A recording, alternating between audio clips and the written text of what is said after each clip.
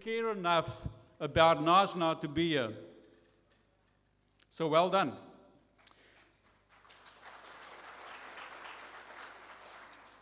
You also understand the role each of you need to play to shape our future. And for that, I honor you. Welcome to this event.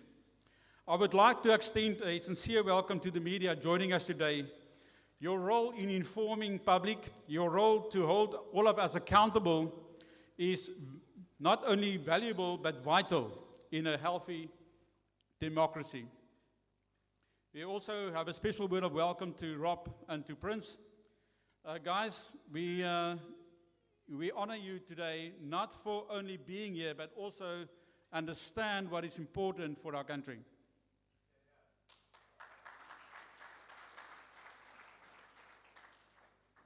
As a community organization, that is what we are, CX, choose CX.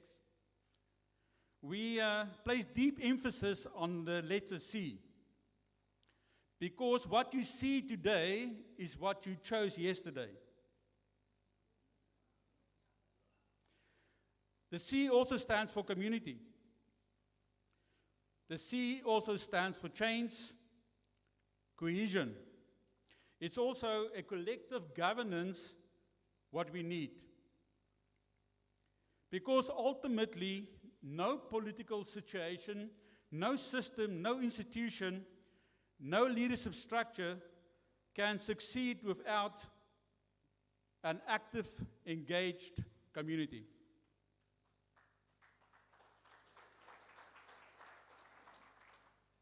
Ladies and gentlemen, we believe strongly in the words of change. You need to be the change what you want to see. Building cohesion requires to live and work together. And we need to demand the governance that we as Knysnarians, Sedgefield, Reenendaal, Hornley deserve. Knysna has over the years been in the news for very much the wrong reasons and in national spotlight.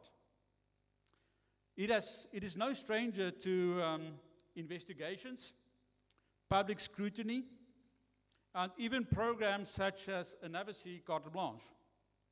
Is that we can no longer afford to direct all responsibility solely at a political system that failed, or at a poor administration and part of a broader pattern of dysfunction. But let me say to you very clearly. If you're president of the country and the head of a province in a national address referred to Knysna, there must be something bigger going on than only be another municipality. We're not just another statistic. We're part of a broader political narrative which we cannot control. However, what we can control is community.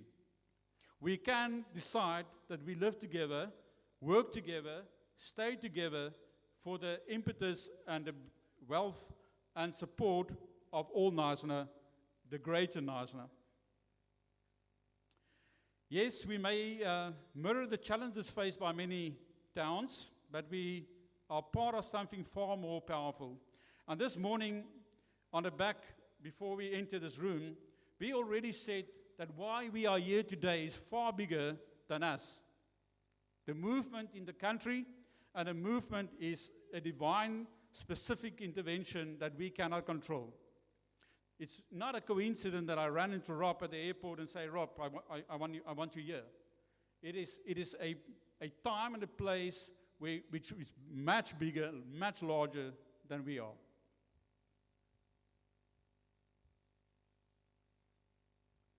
A movement where communities begin to take ownership of the future starts with something like this. Where we say, choose Sedgefield, choose Hornley, choose Reenendaal, choose Knysna, choose your community, choose CX. Have you noticed car registration? And it's against this backdrop that I welcome our guest speakers today. Over time, many of us have followed their insights through various platforms, discussion, conversation.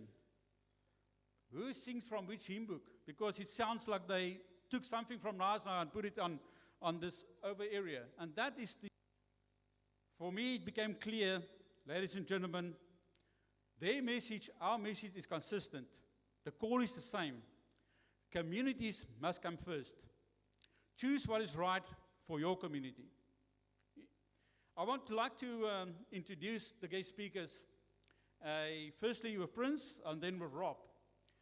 For you to understand what we're going to do today, I would like to say that after my talk, we will have a keynote by Prince. We will then have a keynote by Rob. We will then, likely 20-25 minutes each. We will then go over into a panel discussion led by Christo, and we will have a good panel. The panel is there already, and you will be introduced to them soon. And after the panel discussion, we will have an open question and answer coming from you at the audience. Welcome again here. Let me introduce to you Rob. Prince first. Prince, it's my honor to introduce you as the first keynote speaker today. Political analyst, but also a very prophetic analyst, because what he prophesied in 2012 is unfolding today. He's an author, he's a public intellectual in South Africa. Prince is also known for his very candid and often uncompromising analysis of South African politics, governance, and the role of citizens in shaping our democracy.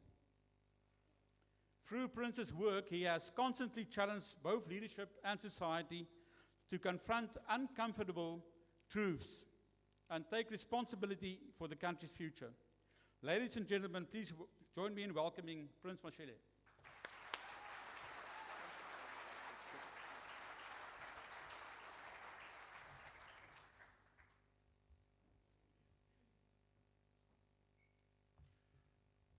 Good morning. I'm greeting, I'm not joking. Good morning. I'm testing if you are bots or you are real human beings. Are you real human beings? Lovely.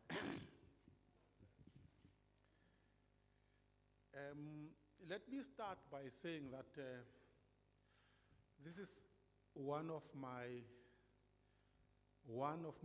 and my family's most favored holiday destinations.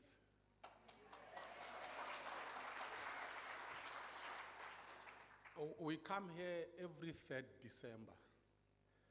We've been coming here for years.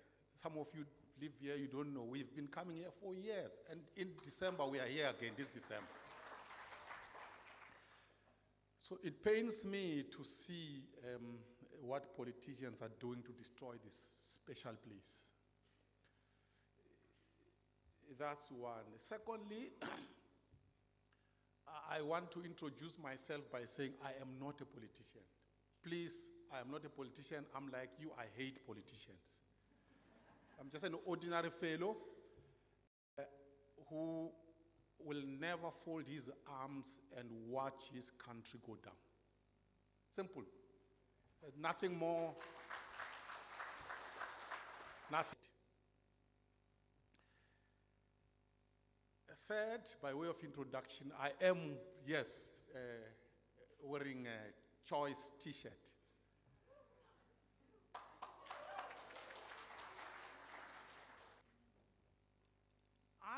In Bushbuck Ridge, where I was born and raised, you will agree that our democracy,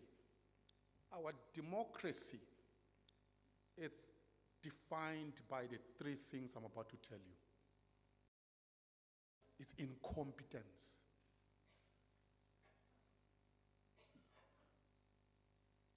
Those who are running our state in the main are the most incompetent in society.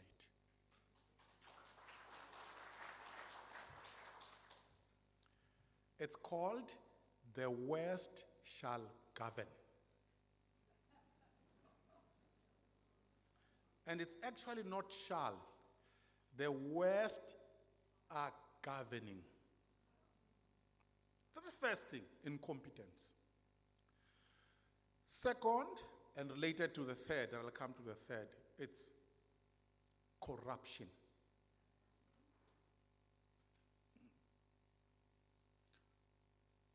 If you go to most of our government, I dare say more than 90% of our government, those people are corrupt. They are there to steal. They are not there to provide services. And they are looting as if there is no tomorrow. The third, it's pure criminality. You watch television, Matlanga Commission, what do you see? You see a union between inverted commas politicians and hardcore criminals. So, ladies and gentlemen, I'm so sorry to depress you this. If the ANC does to you what the apartheid government did to you, you must do to the ANC what you did to the National Party. Second point, political parties and communities. The political party in South Africa has become more powerful than the citizen. And they have captured your state. They have captured your municipality. If you want to understand how that works, you must just do an analysis of who gets the tenders in your municipality. Who gets the tenders in a municipality? You will see what I'm talking about. The community is powerless. The political party is the most powerful. Third, what's the responsibility of the citizen? You see, the politicians want you as a citizen to feel that you are nothing. But actually, in a democracy, the most powerful entity should be the citizen.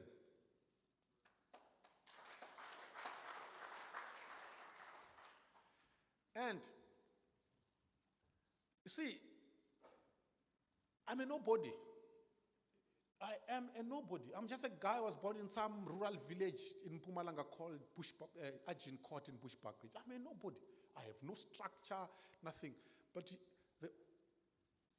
I know that I'm a citizen and I know the meaning of citizenship. I speak up. I challenge those who are in power. If you murder me, you shoot me, that will not be I will not be the first to die. But here is the thing. In a democracy like South Africa, we are lucky to actually live in a country like this. You know, in a country called Zimbabwe, I would be an ancestor by now. Yeah. I would be an ancestor by now. People would be coming to my grave. Yes, you cannot do what I do in Zimbabwe. Now, what are we afraid of? Here is the thing. How many of you here think that you are good human beings, good citizens? Raise up your hands. Thank you. How many of you here know that you are criminals? Raise up your hands. You see, we have one criminal there. Just one. Why are we afraid of? Here is the thing, ladies and gentlemen, and this may sound like a joke. The majority of residents in Knysna are good people. The majority of citizens in South Africa are good people. The only thing is that the majority have decided to withdraw and they feel helpless. It is time for you, the good citizens, to stand up.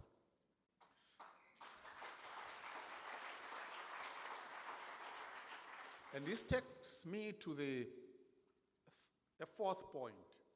Where do you start? No one lives at a national level. None. I don't live at a national level. I live in a local municipality. I live in Bronkhorstspruit, which is part of the Tshwane municipality. You live in Knysna. Stand up and make sure that the criminals and the bad people don't win elections here. You, the good people, must go occupy those municipal offices. That's where you start. That's why local government elections are the most important, because if you can't fix this locality, you can't fix South Africa. So that's why I'm wearing this t-shirt, because what these guys are doing, choice, should be a formula for the rest of the country. The movement must start. The movement must start with ordinary people right here in Knysna. They must go to the next local area, the next municipality, and before the criminals realize, the good people must take over the entire country. And what we must do when we take over, we must lock them up. We must lock them up.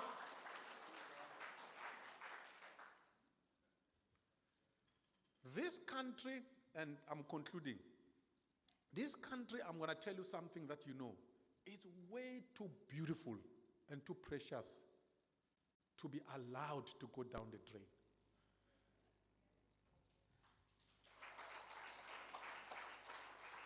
A good thing, it's worth fighting for. And I use the word fight carefully. Ladies and gentlemen, this is a fight. The criminals are not going to fold their arms. They will fight. But we are in the majority, we the good ones. We need to organize. We must support choice here. Make sure they have the resources. Make sure that you who are skilled join the movement. Go into communities, colored communities, black communities, white communities, and this is very important. One of the ways in which these guys, the criminals, are succeeding is this. They are trying, and they have been trying to divide us on racial lines. You see, and I've seen on Twitter recently, they were circulating a picture of me that I took Rob at the business conference. So I went to the business conference. So they show me there in the picture, surrounded by white South Africans, and I think there was an American ambassador next to me. And then they say, I have sold my soul. They are trying to say to the black communities, look at this black fellow with whites. Here is the thing. There is nothing that you want as a white person that I don't want as a black person.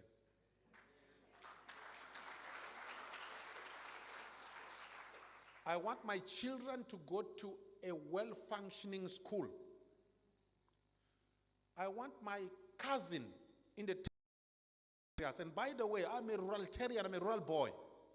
I want my cousin in the rural area to go to a well-functioning clinic. I do not want to look after their families. The colored South African wants that. The Indian South African wants that.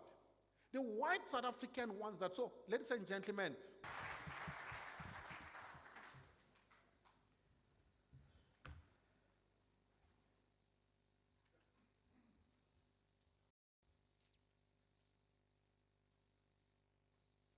Prince, thank you. That has been very inspiring and very thought-provoking perspective of what you've identified is definitely what we on a local community level also identify. And hence, this movement is bigger than us. Ladies and gentlemen, I thank you once again, Prince.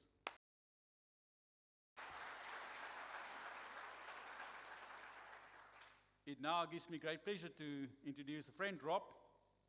It's really good to see you here. A person that chose to be in South Africa. An entrepreneur, investor, a business leader, forthright views on economic growth, governance, and the role of business shaping society. Beyond his business credentials, ladies and gentlemen, I can tell you, Rob understands the divine principle. He understands that influence in his voice and in the civic space is important. Speaking openly about accountability, leadership, Rob often urged the need for active citizen participation. What sets Rob apart is his ability to translate complex national challenges into practical, actionable thinking, particularly around how communities and business leaders can organize and respond and should drive meaningful change. Rob, welcome here. Today, we asked Rob to share his insight into the role of civil society, lessons from civic activism, and how a community like ours can also move forward from frustration to coordination. Thank you, Rob. Welcome here.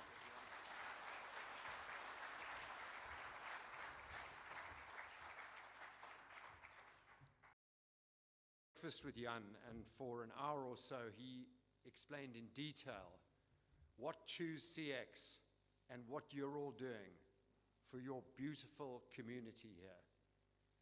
And somebody told me the other day something that resonated with me. And as you know, politically, I consider myself center-right, libertarian, capitalist, pro-democracy, more of a Republican in America than a Democrat.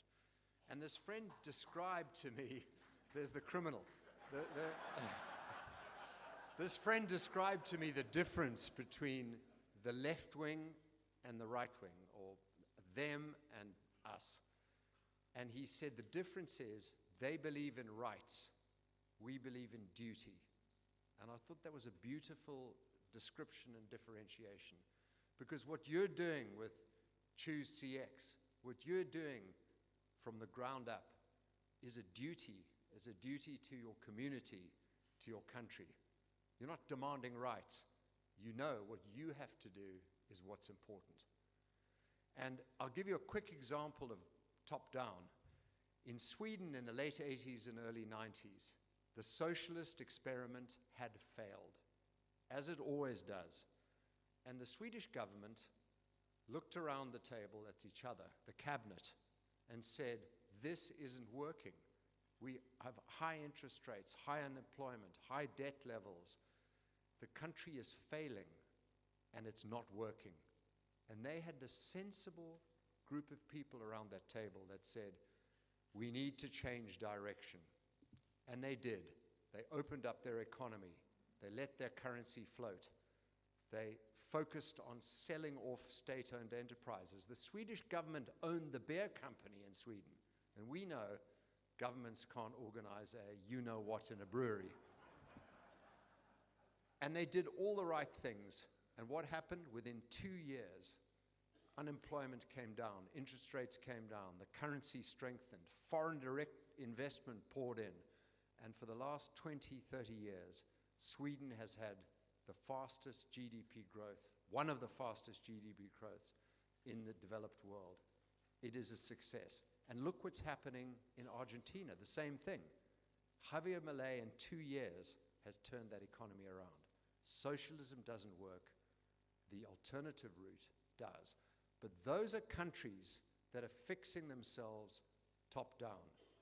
Under our ANC-driven regime, that isn't going to happen. And Prince described it so beautifully. He told us exactly where we are. Our country is failing. The gangsters are in charge. We cannot fix this country top down. We can try. And Prince, who is a prophet, he is prophetic, as Jan beautifully said. He gets things way more right than he does wrong. And I'm never going to bet against him, and nor should you. Prince correctly said that, we have a failing country, but we can fix it, and we are the people in this room. So I feel I learned a huge amount, and it's a great honor for me to be here with Jan, with Choose CX, and with this community, because we have to fix the country from bottom up. That is the only way we can do it. And this organization, exactly what we should be looking for. So the country's failing, and this is a lived reality.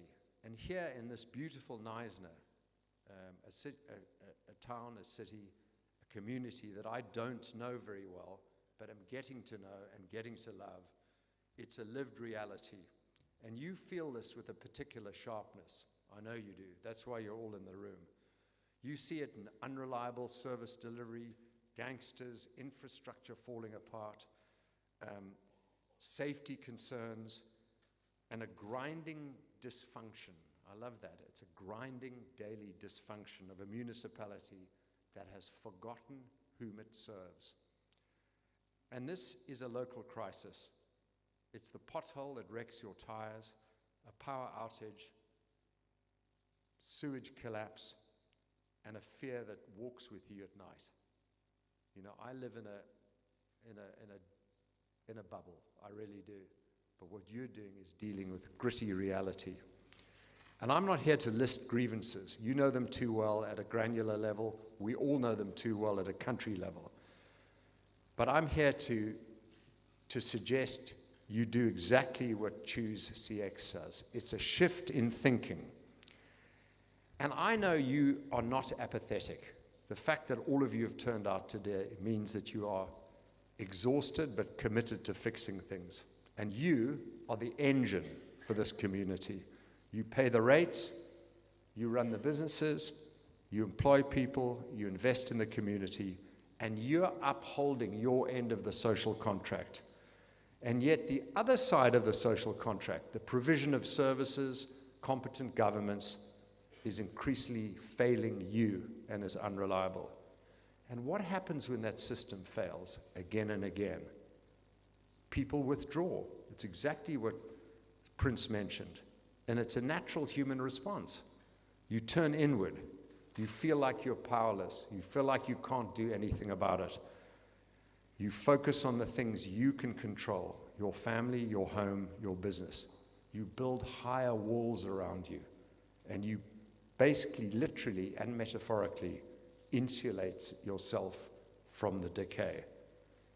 The public space is then abandoned.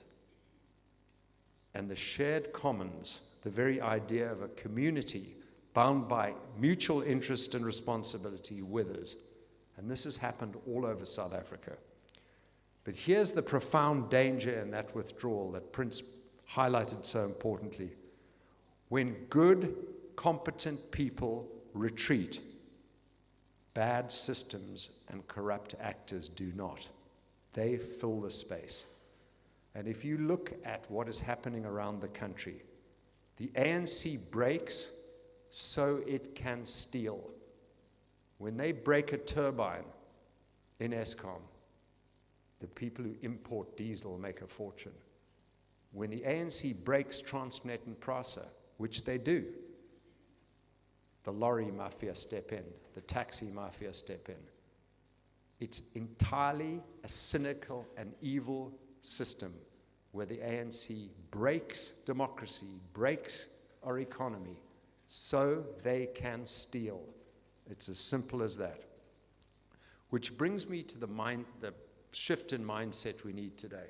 Sakelicha and Solidarity pioneered the concept of state proofing, which I'm sure you've heard about. And there's public state proofing and private state proofing. They're two spheres. And this is fundamentally important. All of us must move from a position of dependence on a failing state to one of radical self-reliance and parallel competence. And in the collapse of South Africa's democracy and its economy lies a huge opportunity. And this opportunity is exactly what Choose CX is taking up. Taking control of your own destiny bottom up. I want to applaud what Sakelicha, Solidarity, AfriForum, and I know there are members in the room here, and local communities like the Cederberg are doing. You're taking control of your own destiny. And it's not futuristic, it's realistic. You know, private security firms and armed response units are stepping in where SAPs have completely failed us. Private power generation, from rooftop solar to community microgrids, providing electricity, Eskom has failed us on.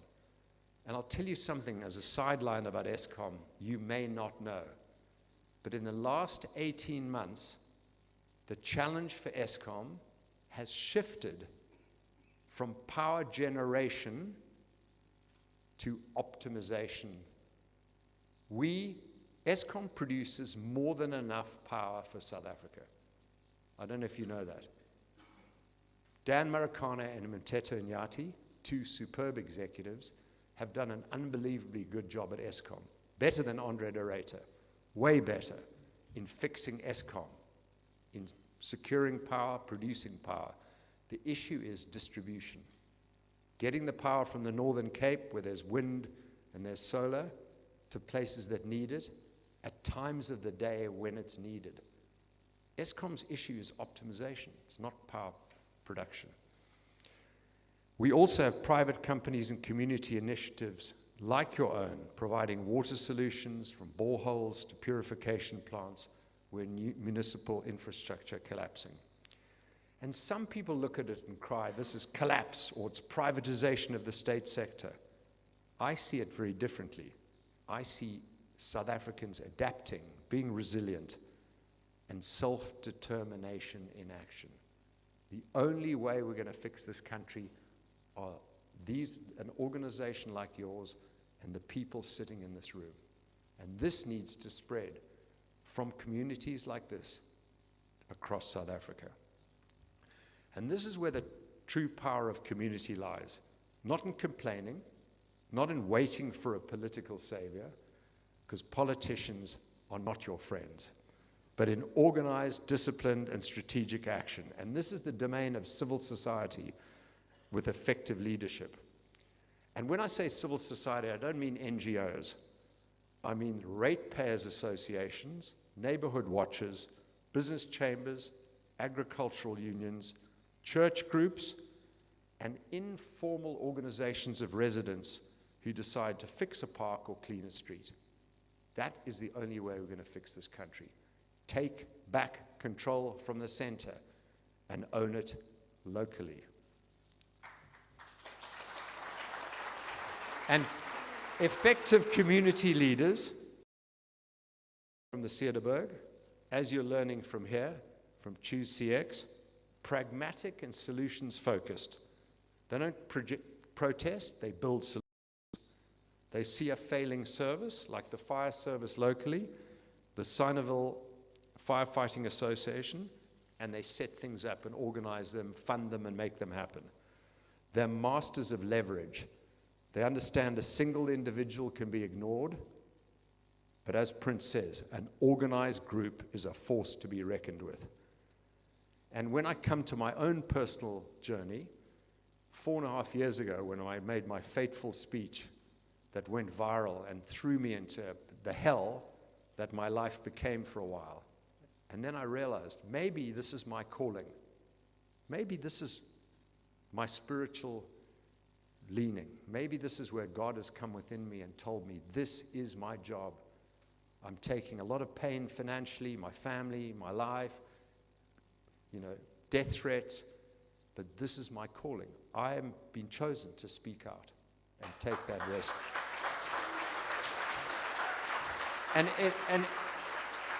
And for the first time in my life, I was born wealthy. My parents are still alive. My dad turns 100 in August. I'm the luckiest man alive. Mum and Dad, I'm truly proud of what I'm doing. And more than that, in the last 4.5 years, I am no longer the only person standing up and saying what I'm saying. But more and more people are doing it. If you look at all the people standing up in communities, civil society, podcasters of all races, creeds, and currencies, more and more people are saying what maybe I was one of the first to say.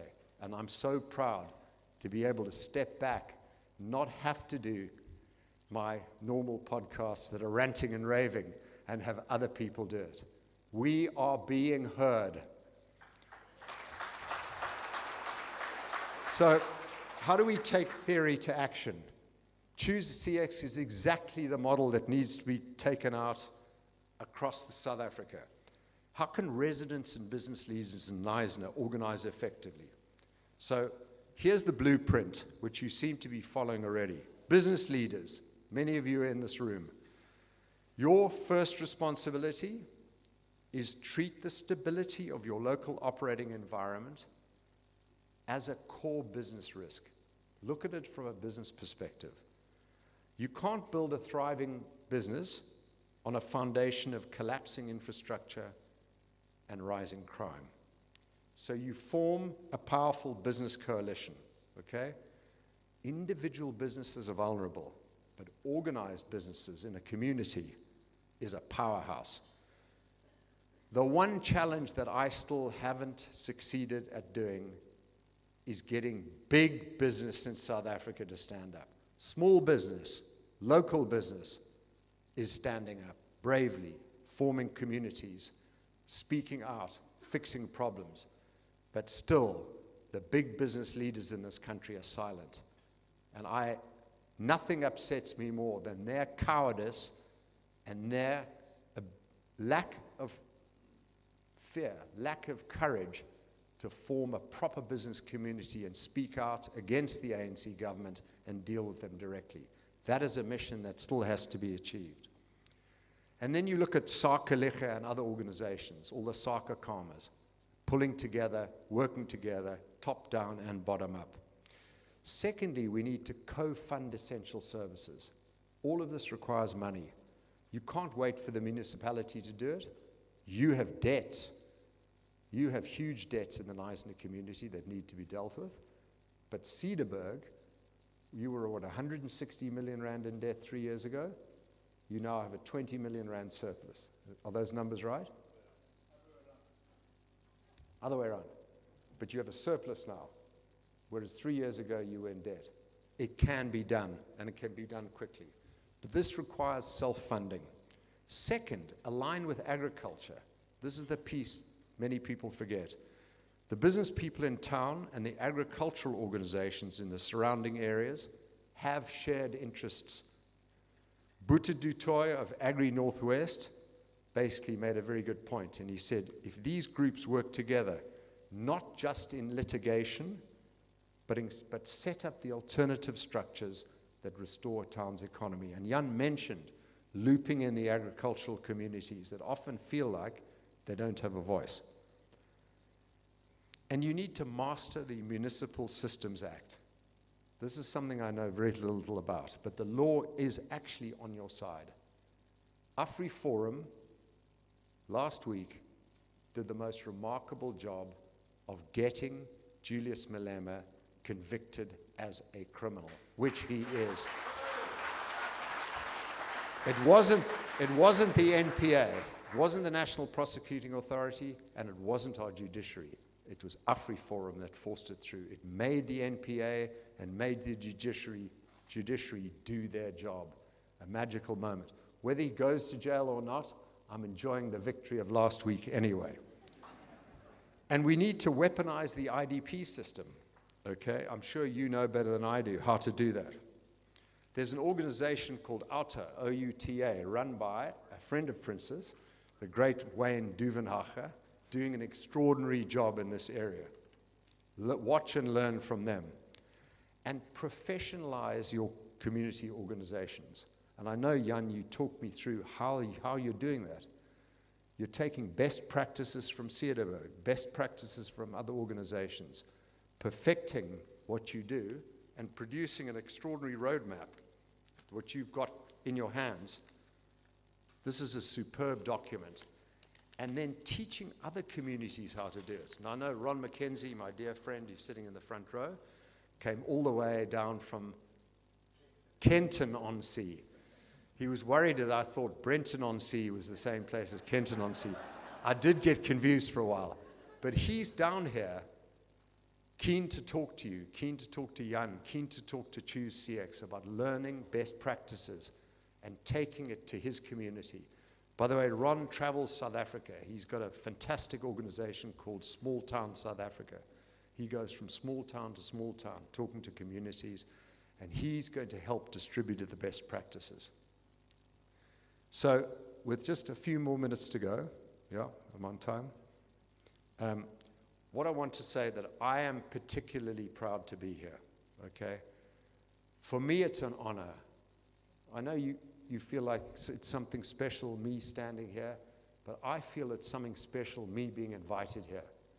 I didn't realize how much you've already done to save your community, to fix your community, but to bring it back from the brink. And you are on the brink. But as you'll see from Cederberg, it can be fixed.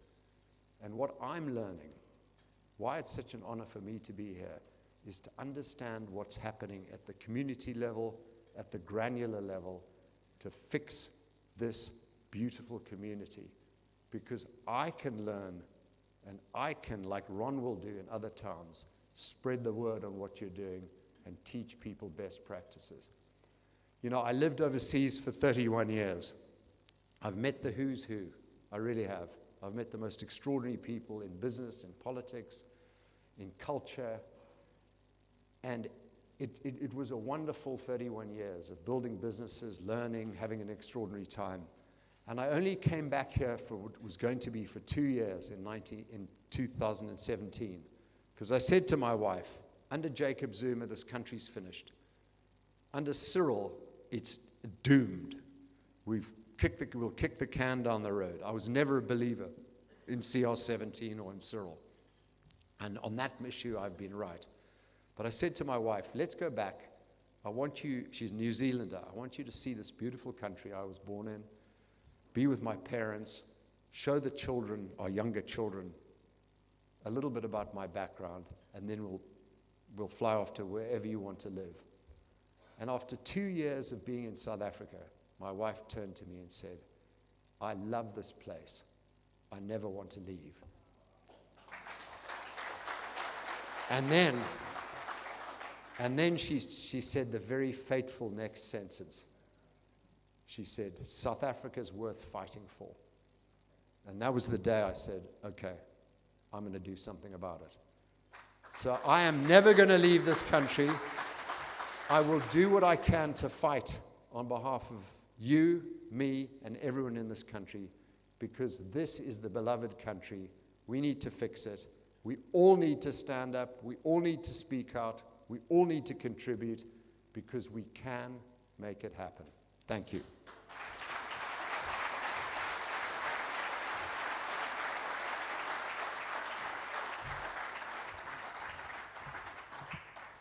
Thank you, Rob.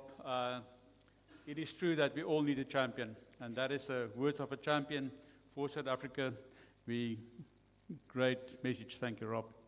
Ladies and gentlemen, we now have about an hour left, divided into two sections. The one is a panel discussion led by a very good friend of mine, Christu. Christu is one of those local champions in our town, from security to homeless to things that he's involved with to help our town. Christu is well equipped to lead this panel discussion. Christu, over to you. After Christu's panel discussion, we will have an open question and answer led by Ritia, but Christu can do the honors. Thank you, Christu.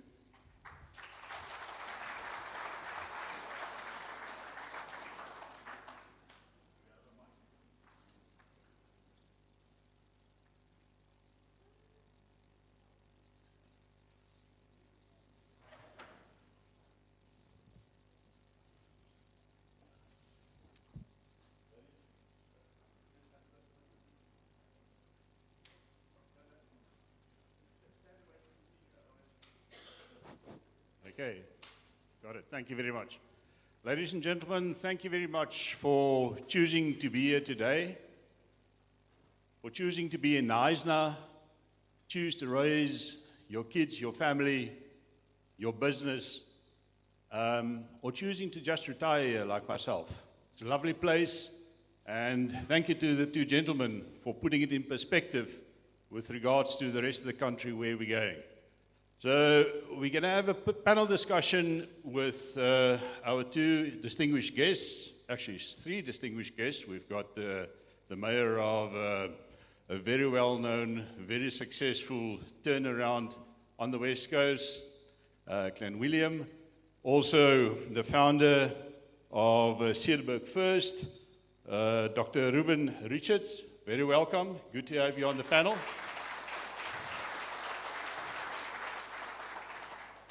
We've got Josephine Williams from Choose CX. Josephine, very good to have you here today. We've got Russell Wheeler, who is representing CX250 Foundation. Russell, thank you to have you here today. So without ado, we're going to go into the panel discussion. Make sure that we talk a little bit about what is important to us, questions that we as a community have, and where you can maybe provide us some input or guidance on. So the first question, do communities feel politically abandoned? Prince, what is your thoughts on that?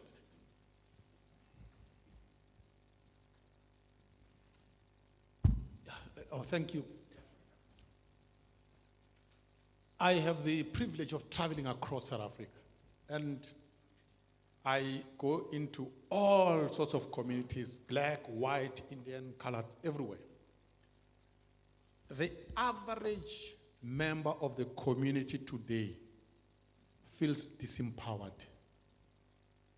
Number one. Number two, he or she also feels that politicians have literally abandoned him or her and communities. So the answer is yes. The last bit is this.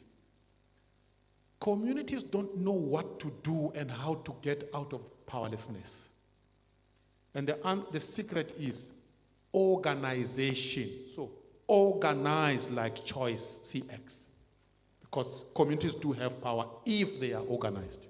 Thank you.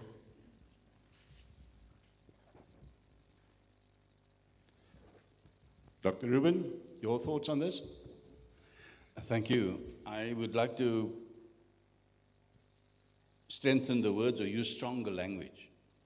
Communities don't feel abandoned. They must realize that they've been abused. And in the context of abuse and trauma, we've got to be careful that we, let me not get too theoretical about it, but we get so used to the abuse, it becomes the new norm. And so my encouragement to you is to take a hard look in the mirror. We have been abused. And it's time to take back your identity and your power. Thank you very much, Josephine. Is there anything from the community side that drives you in the same thought process as what Dr. Rubin has just explained? Good morning, all. Just on a note, I'm no politician. I'm not a career politician whatsoever. I'm a community activist. I'm a community advocate. And all I can say is we are tired of the political ping pong that we are being played with, you know, the grandstanding, the blame games. And every time we ask them to go back to the basics of service delivery, you know, our basic needs, it's a political grandstanding. It's blame games, and everything goes back to politics and not servant leaderships, not we putting them into positions to serve us, the community. Thank you very much, Josephine. I'd like to take a break here and just ask the panel if we can move onto the stage. There's been a request that people cannot see us properly, so we'll carry on the discussion on the stage. Thank you.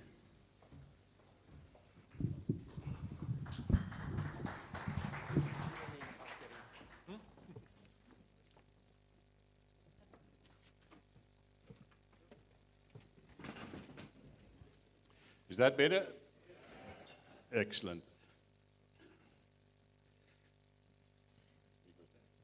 Okay, thank you very much. Very, very insightful answers, and coming from the community, coming from across South Africa, where we see typically the same kind of question, the same reaction, the same desperate feeling that we are kind of left on our own to fend for ourselves and start doing our own thing. So that leads into the next question. What can Knysna residents realistically do? Russell, where do you see us as residents going with this? Okay, there's multiple ways of answering that question. I'm going to just focus on one of them. we've created a foundation called CX 2050, which is a think tank looking at the long game, the future. So it's vitally important that we decide where we want to get to, because we won't get there unless we know where we want to go. Having said that, we also need the wisdom to help our young, because the future of Knysna belongs to the youth, and they need our wisdom to help them get there. So that is part of the foundation's mandate, is to provide mentorship. As a secondary thing, it's also to empower the disenfranchised. So there's a lot of people that have investments in Knysna, whether they're out-of-towners that have holiday homes here, or whether they're foreigners that have chosen to live here. And they have serious skin in the game, and yet they have no voice. So that is one of the reasons we've created the foundation, is that they can be empowered through various means, legal, financial, administrative, etc. Thank you very much, Russell. Rob, can you maybe expand on that as far as your international experience go, from people that not necessarily have a voting right in a town where they have either invested in business, property, or just chosen as a 6 months a year location? How can they be part of the solution to the current problems that we face? Thank you. Mainly through funding. And I mean, it sounds cynical, but it's absolutely true. If someone is spending 3 to 6 months in this community, they're part of the community as much as anyone else is. I did a list of the, since 1994, around 1 million South Africans have left the country for better opportunities abroad, or because of what they fear what we fear was coming. 1 million South Africans. There are 36 South African-born dollar billionaires overseas. I think there are 5 or 6 in South Africa. There are 36 abroad. The 2 richest people in Los Angeles were born in South Africa. Elon Musk, Patrick Soon-Shiong. And I can name names of people you've never heard of who are not even dollar billionaires living overseas from South Africa, but people worth 200, 500, 700 million US dollars. Who's heard of Pierre Nordier? Pierre Nordier from Worcester, who's worth 500, 600 million US dollars, built a business called Encino, a cloud-based banking business out of Maryland, all over the world.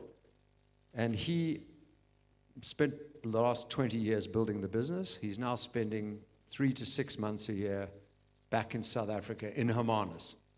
There are so many of these people, hundreds and hundreds and hundreds of them, that wealthy, who still have in their hearts South Africa. They may not return, they may be gone, but there is an immense amount of positivity and goodwill, and not just of South African-born people overseas, but of Germans and French and Brits and Dutch who love this country, who have family here, own a house here. That is a pool of capital second to none that can change this country for the better, and we need to tap into it. So you need to know who the wonderful foreigners are that own homes or love Knysna or have some interest or family here, and bring them into this organization, because as we know, the rand is weak and getting weaker. But for foreigners, this is the cheapest country in the world. And their money can go a long way in helping us fix our community. And we need to tap into those extraordinary people. Thank you very much, Rob. Prince? Two things. One, if you are going to get good South Africans to get involved in the community, in the work of saving the community, either they will have to leave their jobs and go every day to do the work of making sure that we have a well-functioning community. We'll have to remunerate them. We have to pay them. So money, Rob, you're right. It's critical. Secondly, even if you are a foreigner and you live here, you have property here, find out from Russell, what role can I play on your governance structure? Can I be a member of the board? So that you don't fork out money and you have no idea how your money is being spent. Get involved so that you can see, oh, this is the work that is being done. This is where the money I'm donating is going. So it's important, one, to pay the good South Africans who are doing the work, but it's also important for you to get involved in the governance of that structure. Very true. Russell, you wanted to respond to that. I was just going to say that Knysna is world famous. We're on the map, and I suspect we're a test case. The world is watching. We need to get it right. Thank you very much. And I think that is very true. We sit with a wealth of both experience and investment opportunities to make this town great again. They don't call Knysna the jewel of the garden route for nothing. The opportunities, the sheer beauty of the area that we stay in deserves our efforts in bringing this town back to its former glory. Moving on to our next question. In terms of civic accountability, what is the role of business leaders, Dr. Rubin? Business leaders understand debits and credits, at least. They understand balance sheets. And a destroyed balance sheet is not good for business. If you're going to invigorate the economy of a local municipality, you have to have a vested interest in the area. You're going to have skin in the game. If I may just go on a tangent for 2 seconds, and I'm going to expose my ignorance and my life here. I went to the Cederberg to be a commercial citrus farmer, not a local politician. Okay, I got the message wrong, Rob, because I ended up being the mayor. How that happened is another story. But here was the issue. The vested interest was you cannot irrigate your orchards with polluted water. Sounds trite and simple. And so you got to just get in there and fix it. And there's 2 ways to fix it. You can shout from the sidelines, or you get inside the system and you fix it. And this is what CX is going to do. This is what CE, us, we call Cederberg Eerste, because we speak Afrikaans there. Or Cederberg First, we got in and we fixed it, but we could not do it without the buy-in from the business chamber, from the business leaders who have a vested interest. And in my context, the citrus belt between Clanwilliam and Citrusdal is the 3rd largest export of oranges in South Africa. And that's the message I spoke to the citrus farmers about.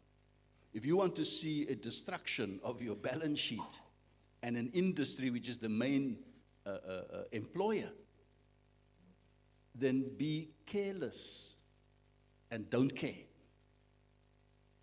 And your business will simply evaporate. On the other hand, here's a wonderful opportunity because of your vested interest, and I'm all for skin in the game. It's not a swear word. If you don't have vested interest, you couldn't care less. And so with skin in the game, I managed somehow to convince the business community to participate. So our 3 big industries in our area led the charge, the rooibos industry, because rooibos, Clanwilliam is the only place, Cederberg is the only place in the world that rooibos tea grows. Can't afford to lose that. The citrus industry, the grape industry, and so on. And so the business leaders were the arrowhead, and then the other civil and civic societies followed. Sorry for the long answer. No, thank you very much. Very, very relevant. And Very applicable for where we are. We've got huge industries in Knysna itself, trying to expand, trying to introduce new businesses here, and we're sitting with the same problem, with polluted water. Not for growing oranges, but from our estuary, which is our major tourist attraction, with a lot of businesses directly linked to that.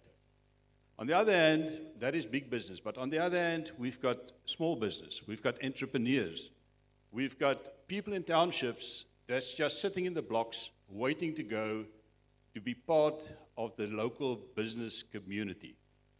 Josephine, can you tell us a little bit about small business in the townships, in the smaller rural communities, and how they are either struggling or making successes and trying to make headway in the current situation? Thank you. So currently, one of our biggest failures as a municipality is our captured tender system. It's captured by a certain mafia, and it's a political mafia. It's fueled by greed, by political opportunists. So we said that choose Knysna for Knysna, meaning I myself am an upcoming local SMME. So if there's tenders that is affiliated to the town, please let the townspeople do the work. This way the money stays in the town and local people participate in the infrastructure and growing it. But what we see is currently happening is friends of the politicians, friends of the officials in the municipality from outside. You get contractors from Eastern Cape, you get contractors from Joburg. So the message out there is we, the local people, the local business people, the local upcoming SMMEs are inadequately trained. We don't have the experience, meaning our people from Knysna, we don't have the knowledge. But it's because of career, greedy, opportunistic politicians that this is happening, that we, the local community, are suffering. Thank you very much. I can see Prince is ready to jump in. So, very two diverse worlds. We've got locals that want to try and make a difference. They are active in their communities. They're looking for opportunities. They're looking for the way forward. They want to be part of the solution. And to choose to be part of the change, we can make that difference for everybody in the community, from the very rich to the locals on the ground to our pensioners that's sitting here wanting to make use of all the services that can be offered. Thank you very much. Next question. Local government failures and opportunities. Joe, we're going back to you, seeing that you're quite passionate about how your local municipality is serving the local community. So I think the most common one that everybody in the room agrees with is the failure of the infrastructure. And we can go back to it being a capture tender system. So the failure of service delivery, everybody is known to that. We don't have clean water. We don't have clean sanitation. There's constant sewer spills in areas like the White Location, Hornley. The lack of engagement, the lack of commitment, the lack of communication, because you send the email, you don't get a response. Now the local communities, the only way of getting attention is protest. That's how you get the officials out. But what about just saying, sorry, there's a turnaround time in a response, and then you get the forestry village that is totally forgotten because the current coalition and the custodians of the government that is in charge only focus in their areas, and then you get the opposition only grandstanding and blame gaming in their areas, and then you get a Brackenhill and a Karatra and a Kaalkop and a Buffelsneck. They don't even have water. They don't even have their basic necessities to go on and continue. And then there's the backlog of administration. I mean, we can talk about this the whole day. We can talk about all their failures the whole day, and that's why we are here. Thank you, Joe. So it is the contrast between the different needs. We've got needs of people in town, we've got needs of people on the heads, we've got needs of people in the industry, we've got needs of people staying out in the rural areas or as far away as Sedgefield. Sedgefield is part of Knysna. Sedgefields don't always feel part of Knysna because we talk about Knysna, people come across the White Bridge and then they're in Knysna. But Sedgefield is part of it. They're part of the community, they're part of the business, they're contributing towards the municipality, towards the upbringing of the local community, towards supporting infrastructure. And it is important that we recognize everybody and make everybody inclusive of where we want to go. Dr. Ruben, I'm pretty sure you had similar experience in Cedarburg. Absolutely. Just to give you context, the Cedarburg municipal region or area is the second largest geographical spread in the Western Cape. So our jurisdiction covers 8,000 square kilometers. So we have 6 wards. The one ward, for example, is Lambert's Bay on the Atlantic coast. Another ward is beyond the mountains in Wuppertal, and the distance between those two is 150 kilometers, to give you some idea. So I go through a lot of tires and a lot of diesel in my bakkie, and a lot of mountain passes. But these are distinct communities, a fishing village, coastal community, and a missionary town on the other hand. And in the middle, a very commercial citrus grape rooibos industry. And the magic is to find a commonality between them. And so what we've done as a slogan, maybe naively so, and I'm a bit of a naive chap sometimes.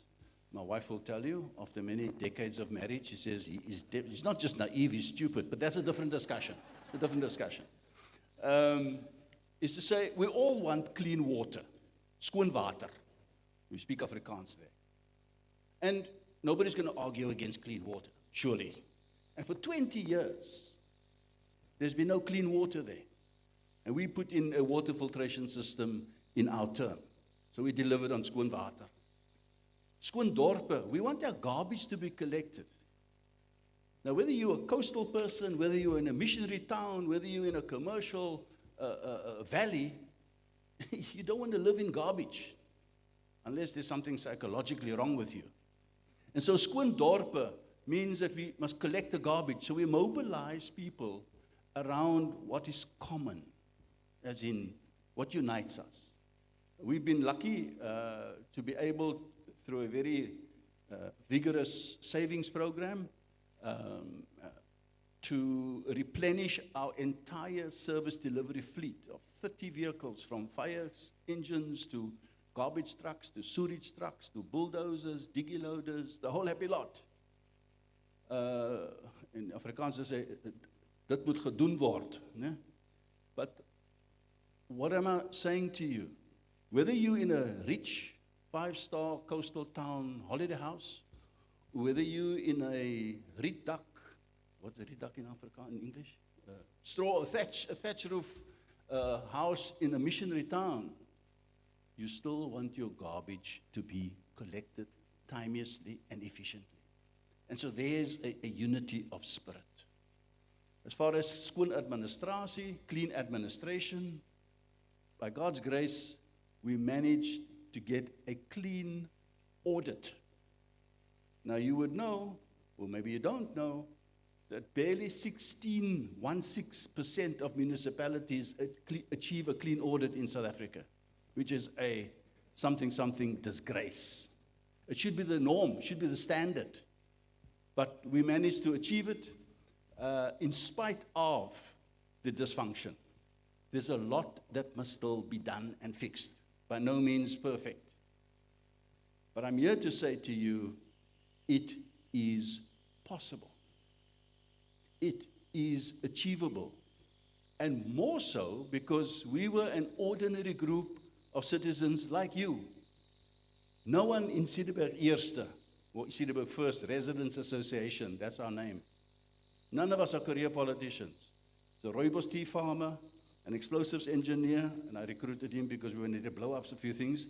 But that may be a portfolio you want to consider. We had an aspirant lawyer, we had a tax consultant, we had a security guard, and we had a fisherwoman. That's our group. And with that group, we managed to turn the Cederberg around. So it is possible.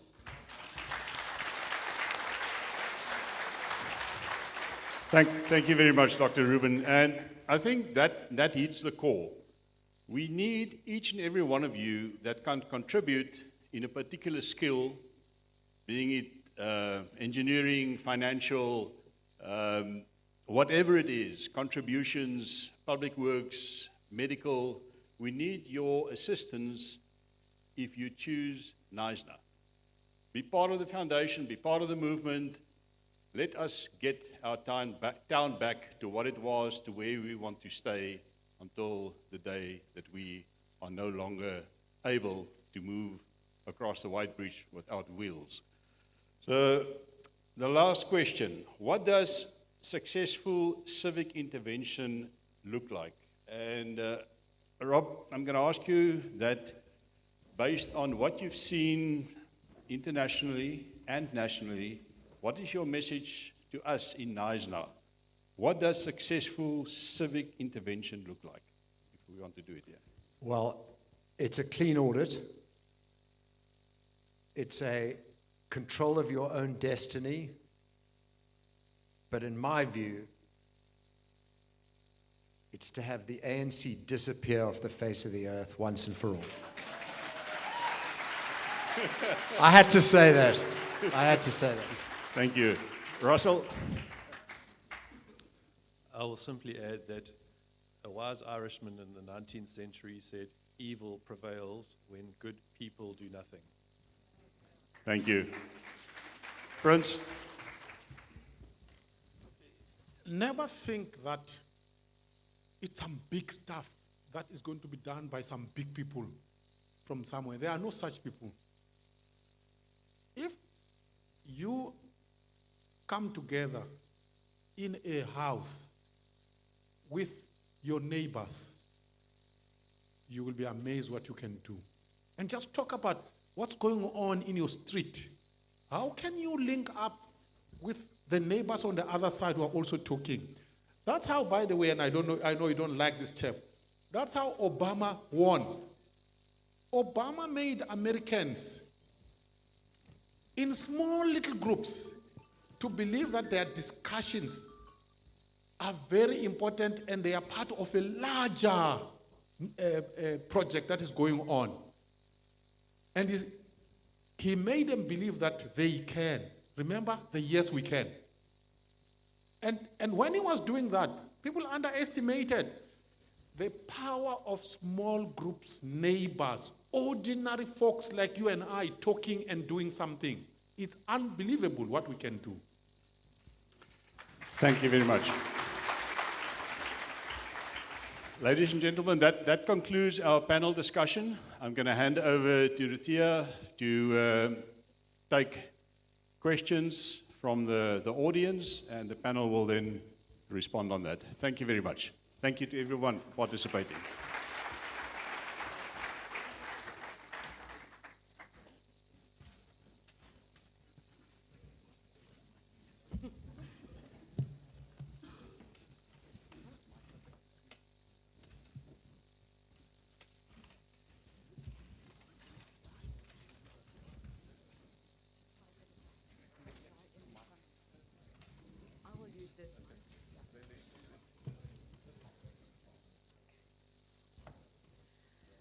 Good afternoon, ladies and gentlemen.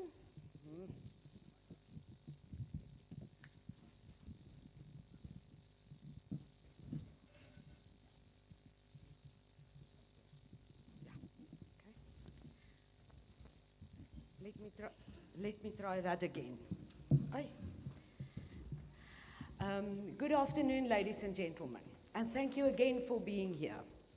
You are known not only as community, but as the fourth sphere of governance. And what the gentleman told us today, the fourth sphere is where we're going to win not only our town back, but also our country back. So I also want to say good afternoon to our audience on the live stream, and thank you to the guys that's handling that. And I want to invite you guys that are online to also ask some questions. Tony will tell us when there's a question and what the question is. So, gentlemen, where is my roamers with the mic? Okay, let's see who have questions. Let's get the first 5. The lady there on the right-hand side.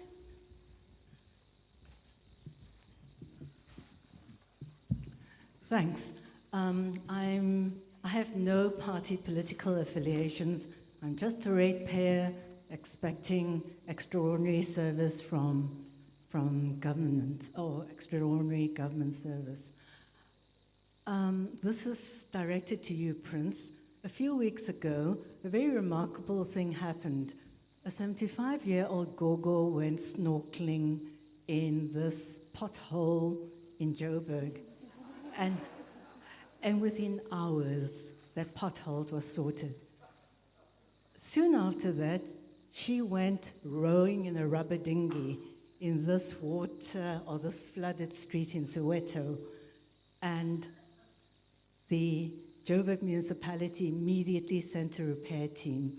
So should we not be looking at that sort of solution as well, or supporting action-oriented Gogos with the silver bullets?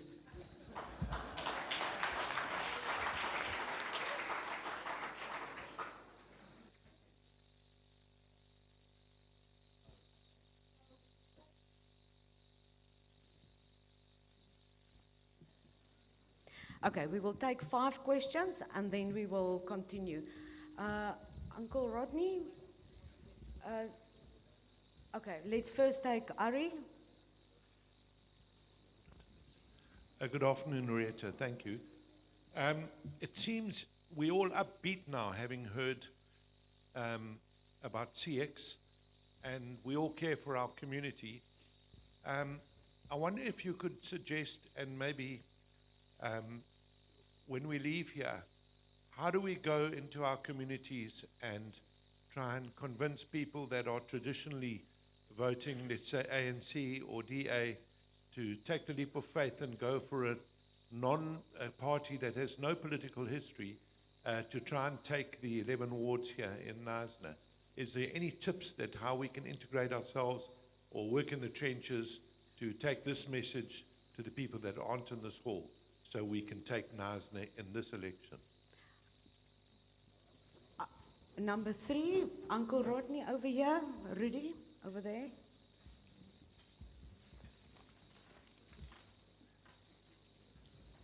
Thank you. Ari and I have a lot in common. We serve on the same committee. And I'm also not politically aligned at this stage. Can you hear? My question is twofold. The first part of it is that you said it, the guests have said how many retired people have come to live in Knysna. They've retired because they can retire here. They've been successful in other places, in other towns, and we have the wealth of experience that we're not using. We need to use and abuse these business skills to help grow small businesses in our town. I'm from Sedgefield, so we don't really count with the other side of the White Bridge.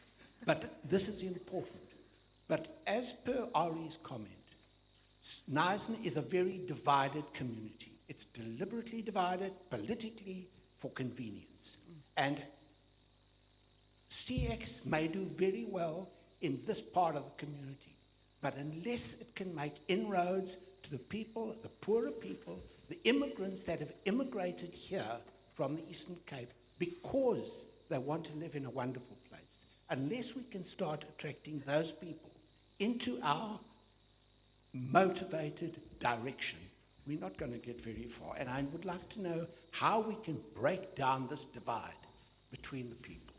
Thank you. Rudy, at the far back, there's a lady.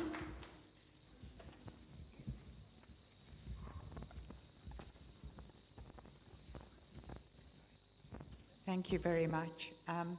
I'm sorry to be dim, but I haven't quite caught on, is Choose CX a new political party, because you're talking here about wanting to get 18,000 votes, and I'm not sure who in Knysna is running it, and are you on the business chamber? What will those 18,000 votes go towards? I've missed out on how you are formed and what you are. Thank you. That is the first 5 questions. One more question. Okay, apparently there's another one. I can't count today. There's a gentleman over here. Rudy, where are you? Okay.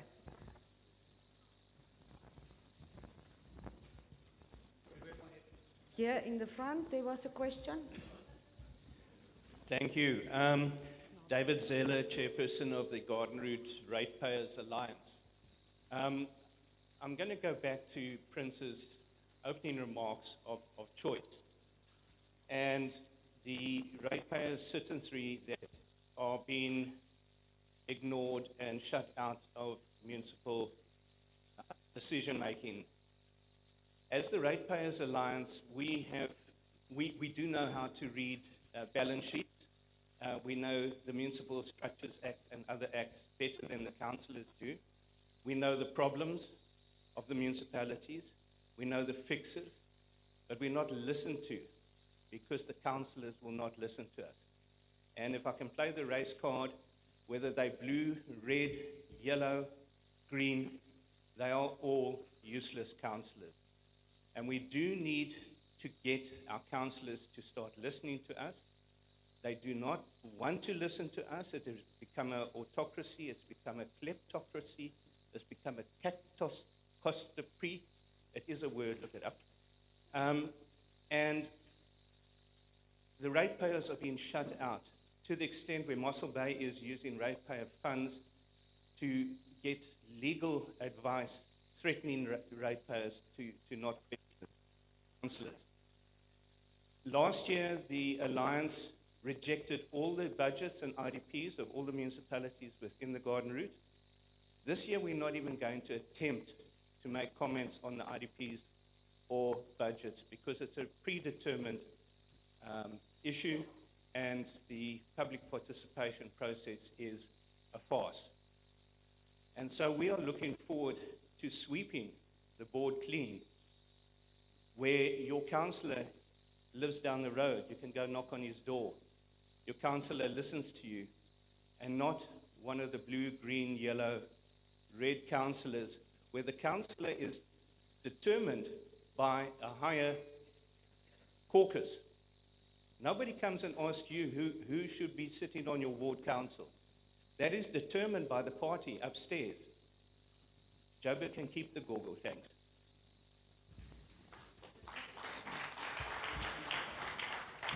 Thank you so much.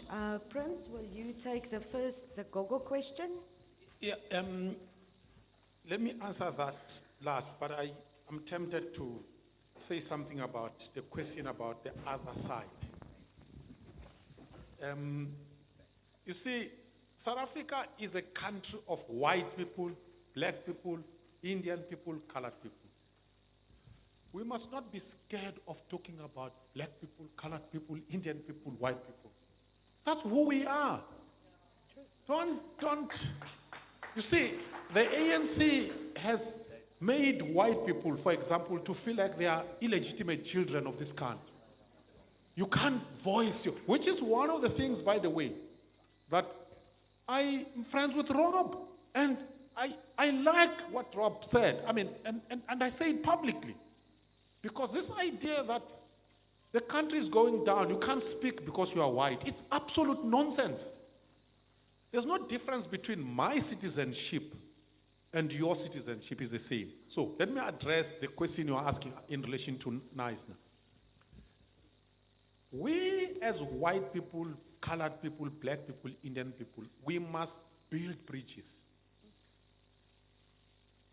If you do not worry about the poverty that is in black communities, let me tell you, you will try whatever you are trying, you will not succeed. So one of the things, by the way, the message that I'm spreading across South Africa is this.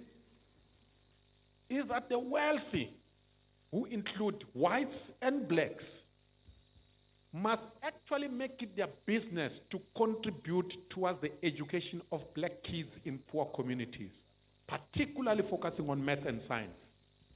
Because if you don't educate the children of black people in poor communities, you are going to have an oversupply of criminals in the future. Yes, it's true. We've got to be very honest about it. So, the last bit I want to say in answering your question is this. There are good people in black communities. When you're sitting on the other side, you may think there aren't. There are priests in the black communities, good men and women. There are retired teachers in black communities who can actually be good counselors.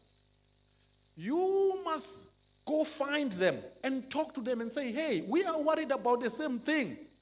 We want what you want. Let's work together. So please, build bridges. Let me come to the go-go. You see, if you follow my work, I don't speak in tongues.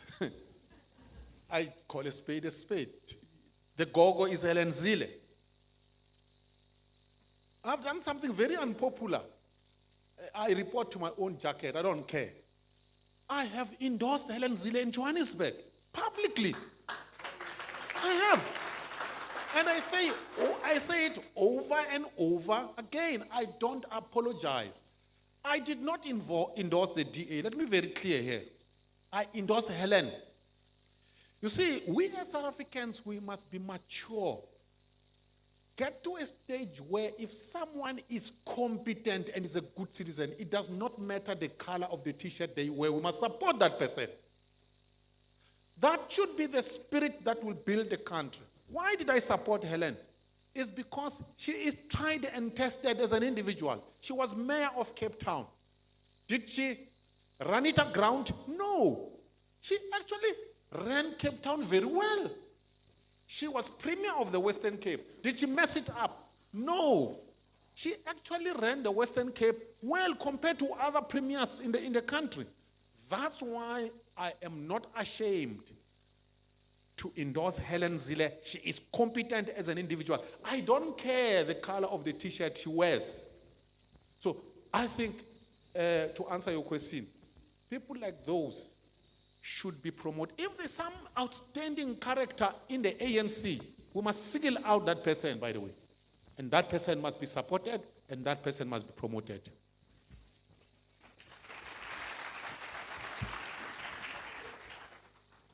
Just to answer the lady's question at the back, we are emerging political party, but for now we are a civic movement, and we are just normal citizens of Knysna. We are from various platforms, from various MPOs, from various backgrounds. I want to add to what Prince said, we must single out the person in the organization. So yes, we have a Jan van der Westhuizen, but he does not represent the business chamber. He represents that he's a citizen of Knysna, and he is Jan van der Westhuizen, and he has a business interest in Knysna, and he is from Knysna. We have a Retia Lombard that in a professional capacity represents AfriForum, but she's a citizen of Knysna that resides in Sedgefield that feels excluded. So we are just normal individuals with no political background that came together and said, let's be the change we want to see. Because I personally am from a community forum, Renendal Unite Community Forum, and all our service delivery issues were met with political answers. Where's the ward councillor? Did you consult the ward councillor? Yes, I live down the street from my ward councillor. And because I don't wear a certain color of t-shirt, and because I don't speak a certain political language, I'm not being heard. So we're just a group of ordinary citizens that started a movement that is aspiring to be a political movement, because that's the only way we're going to get service delivery, we're going to get answers, and we're going to have the municipal be accountable, because that's the only language they talk, politics.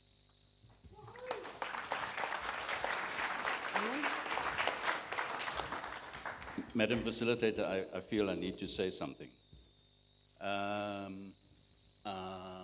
They say in public speaking you must never say because it's bad. There are two ways to fix a municipality.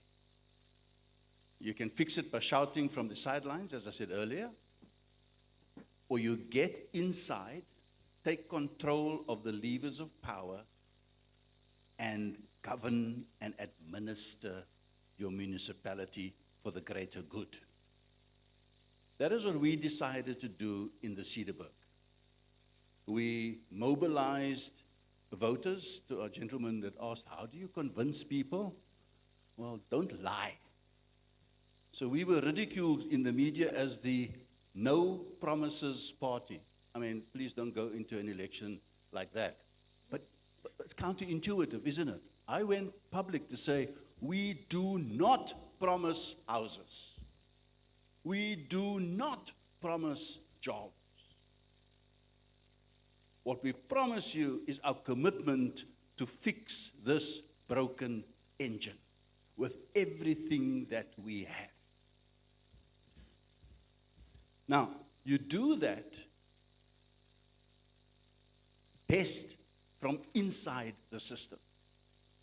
And so I want to encourage you to make the paradigm shift or the mind shift from a talk shop, if you will, to a very focused, organized group of people, which I suspect you have done to some extent, and say, we are going to compete or contest the 2026 local government elections.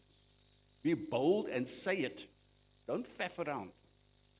And this is the team that we've identified that's going to do it. And we ask your support. I wrote a book, it's called Bullets or Ballots. It's two ways to run a country, either by the bullet or the power of the ballot. Choose the ballot. It is possible. We've done it. CX, you can do it.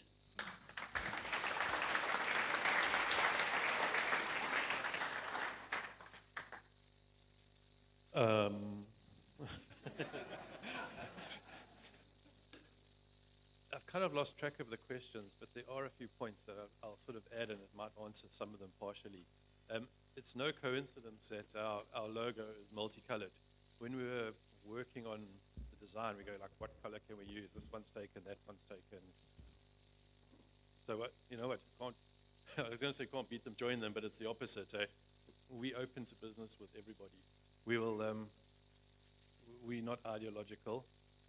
We, like we've said multiple times, we're a group of concerned citizens, and I think one of the other ways of describing it is we're a citizen or a community intervention. Think about that. It's an intervention. Yeah, this is. We have to turn it around. There's no way. And then to answer the gentleman's question there about prospects of success in terms of the communities, we've, from the very, very beginning, we have said this has to be grassroots upwards. So we have gone to every single outlying community. We've engaged with the people in those areas, and we've empowered them to start the intervention. Us guys in the foundation, very soon we'll step back and we will offer them mentorship, and they'll be up and running on their own. So I'm supremely confident that we're going to be very well represented in every single ward. Thank you.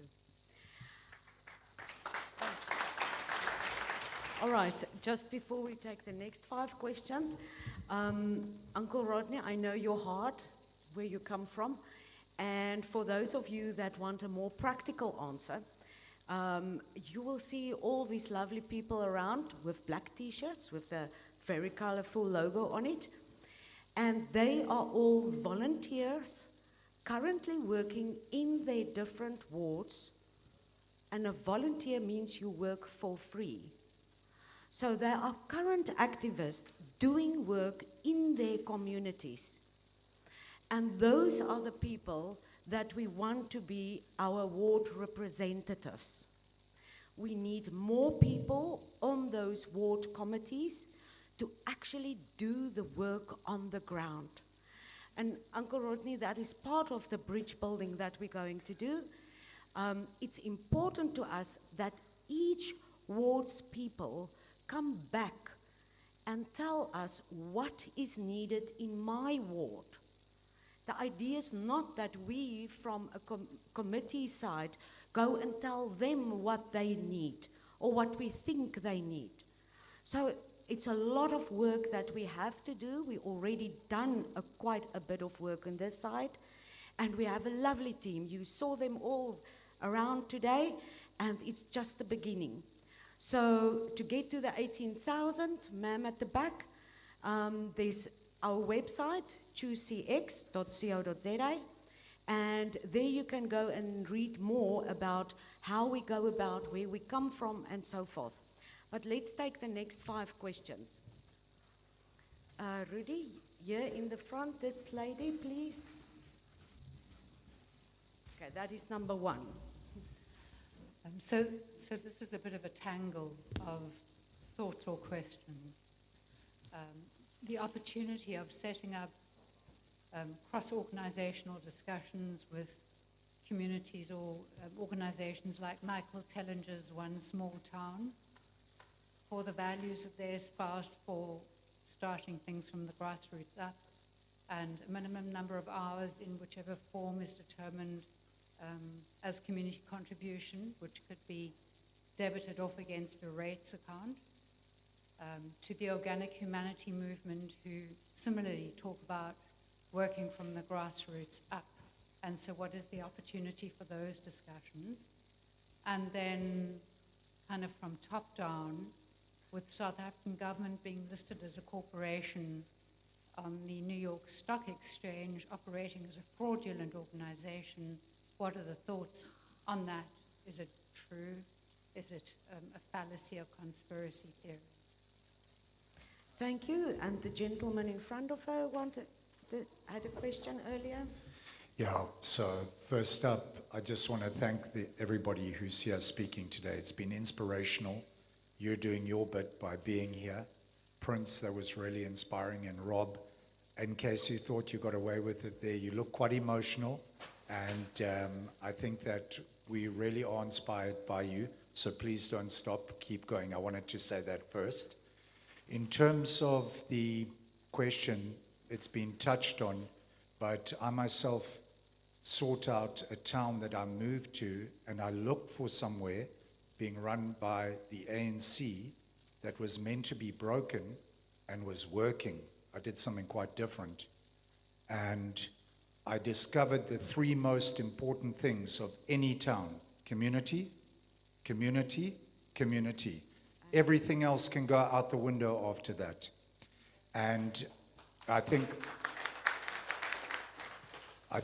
the challenge is traveling the country, you'll see a township and a town divided by history, joined in geography. People feel so distant from each other. Maybe you're a young black guy thinking about that rich Malungu there, sorry for the language. And maybe you're a white guy like myself, feeling disassociated with that young black guy. But our futures are intertwined. And really, we have to find a way of serving or servicing that community, and perhaps even having events like this within Knysna's community, because those votes, I'm sure a lot of them are going to come from there. A lot of people don't feel connected. They feel separated. And a thought is that, quite intriguing one, there are WhatsApp groups in every little town, probably in lots of streets across the country.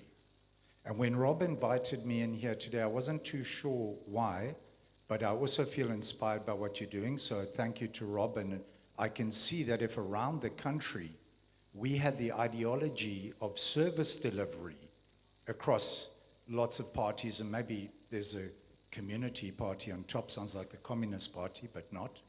But if these spring up around the country, that'd be important.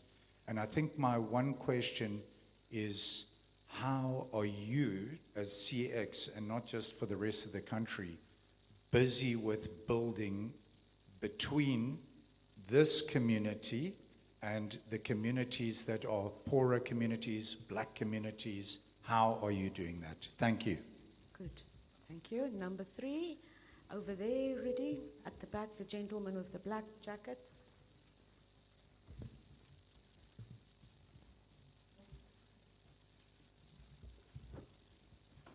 Right, just to echo the comment from one of the previous speakers, just thanks very much. Just compliments to the team for getting this far. I mean, today's a really big milestone, and appreciate the effort that's gone in to get here. And then to the speakers, Rob and Prince, inspirational. And Dr. Richards, I mean, I saw your talk in Knysna several months back about what you did at Cederberg Eerste, that 4% book.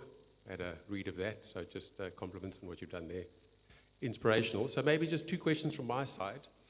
And it might be a little bit early, but I hear political aspirations, and then Dr. Richards saying you must be clear. This is a political party, so perhaps if it's not too early, but just to share a little bit about the game plan. I mean, you know, might be useful just to understand sort of the game plan leading up to the local elections and thereafter. So we talk about 18,000 votes, so maybe a bit about the strategy or the game plan over the next few months. And then the second thing is maybe just to close out with what the call to action is. I mean, you know, just practically when 300 odd people leave here today and we engage with the people back home in our communities, just what would be the practical call to action, you know, for all of us? We've touched on some of that, but maybe just a summary of what that would look like. Thank you. Sure, thank you. Number 4 question, over there, someone about, oh, Mark Williamson. There, please, Rudy.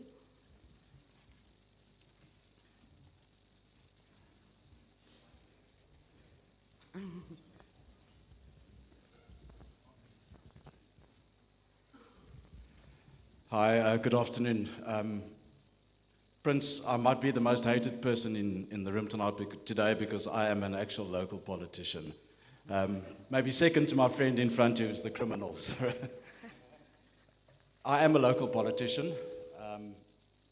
Without any party affiliation, I'm an independent. And I have a lived reality of the municipality. I've been a councillor for a while, and I'm also the speaker of council who decided to start working from inside rather than standing on the outside shouting the odds all the time, because you do not get anything right doing that. But I have three issues that I'd like to raise. The firstly is voter apathy, something that this country has been dealing with over multiple elections, where communities have lost faith in their vote, that it doesn't provide the service delivery that they expect. And we are losing voters. The youth are not interested because they don't see a future. That's the one thing. The second thing is any new political council that comes in post-2026 elections is going to have to deal with the realities of a broken municipality, because that's where we are at the moment. Our current debtor book sits at the region of 610 million, almost R1 billion, of which most probably 400 odd million is irrecoverable. Where do we get the money from to revive our town? We cannot expect stakeholders to fund it, or not all of it. And there are stakeholders doing their best outside of the municipality to help restore that. So that is the second issue. What happens post-elections with whatever organization is running the council? The thirdly is having the lived reality of a councillor. And believe me, I understand a debtor's book. I have had businesses. I understand a balance sheet. I understand a cash flow report. What turnaround strategy? What do we tell the people? How do we get them to vote? How do we actually get them to vote? Because not making promises, yes, I've done that. And I believe as a politician that is the last thing I'll ever do, is make a promise, because I cannot deliver on things that I cannot do. I don't build houses. I don't provide the money for houses. I don't create jobs. I should lay the platform for job creation within the municipality. But what do we do? What do we do to convince the voters that we are going to be, or this organization is going to be any different to any political party out there? Yes, and the other political parties from outside, from Johannesburg and Cape Town, do pull their councillor strings. And they operate within caucuses, and I've had first experience of that, where caucuses determine outcomes that are contrary to what their voters want. So we have to be very careful of how we go forward in manipulating the public and having them understand how this organization is going to be different to any other political party. And I'd like to hear what that could be. Thank you. Thank you. I would like to know, Tony, is there any questions online? No questions online? Then we can take a last question out of the audience. Uncle Warwick at the back. Rudy?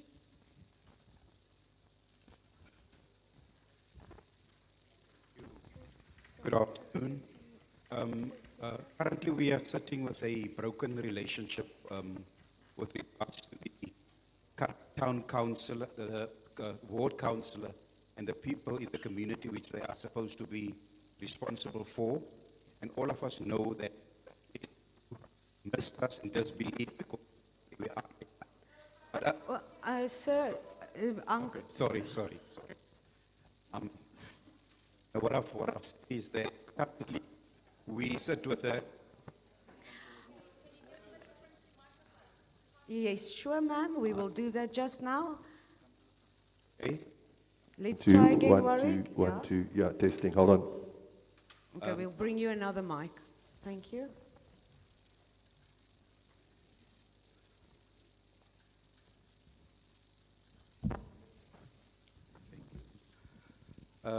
I just wanted to share this, and I've got a question to the panel as well.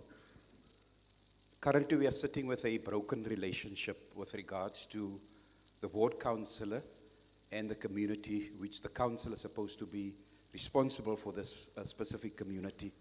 And we know that it led to mistrust and disbelief. So, and we know what the effects are, because all of us are staying in Knysna. But my question to the panel is there something that the panel can share with us? Just guide us or give direction as to, this is a new movement, and we want to make a change, a definite change, but is there something that they can share with us that can help us to change this perception, even like it is today? This is all I just want to ask. Thank you, Uncle Warwick. Rob, will you answer the first question that we had? Oh, was it you, Russell? I was going to answer Mark's questions. Okay. Okay. Go for it. Let's just go through them one by one, okay? I might get the order wrong, but if we start with the voter apathy, I think voter apathy is linked directly to the polarized parties. The world's moving away from central government and central parties, etc., etc. And in 1994, the turnout was 87%. There's an energized enthusiasm. So I think we're going to see a high turnout in 2026. And it's going to be for the independents that are non-aligned that are going to be the winners. The incumbent parties, in our view, are going to be decreasing in popularity, and it's going to create a vacuum that needs to be filled. Okay, so that sort of answers it maybe. And then you say, okay, I like your optimism in that once we empower, how are we going to turn this around with the debtors book? Well, let's reverse the question and go, okay, let's do nothing and see where we go. It's a continual slide down the drain. So whatever we do is going to be better than the current guys. You have to just remind me on the third part of the question, sorry.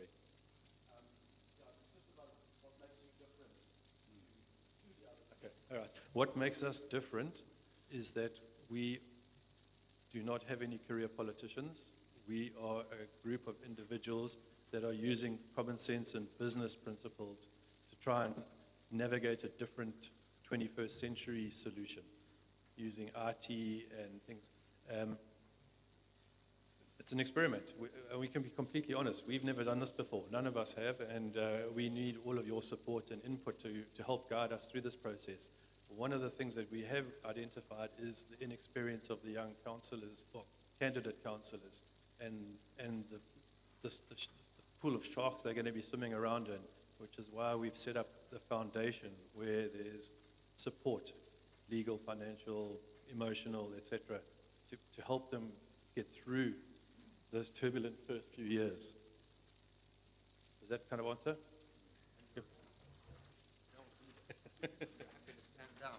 Also, they're reluctant politicians. They don't want to be there. They'll stand down when the job's done. They'll hand it over to competent people who can take it forward. They don't want to be in power forever, like most politicians. Can I have a bite at this is a very important question, by the way. South Africans are heartful. I put it bluntly. We are all adults in this room. Are heartful.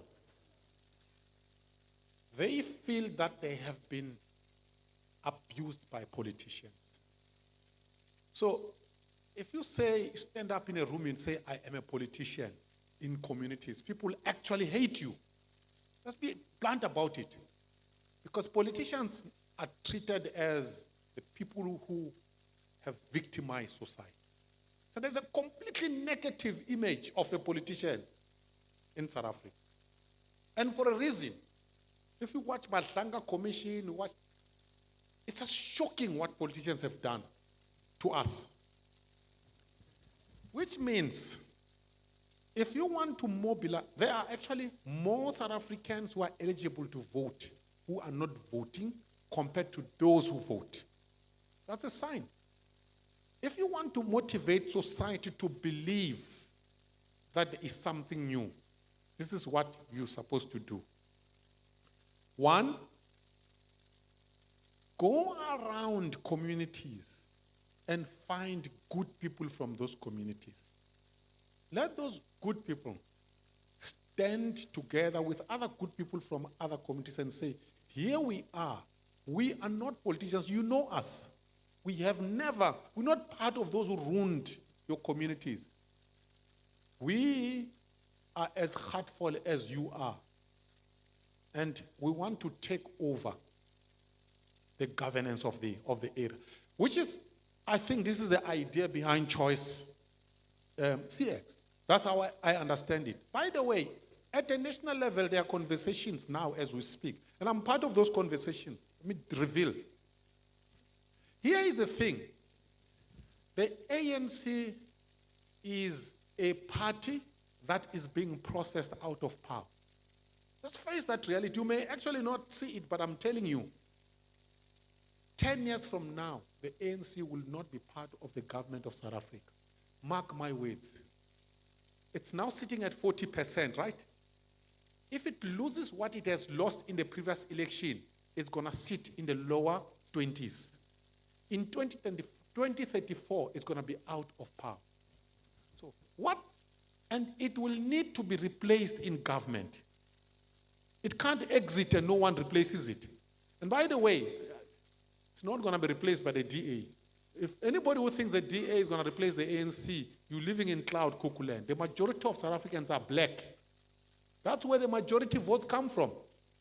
So you need a group that is going to prepare a competent group, black and white.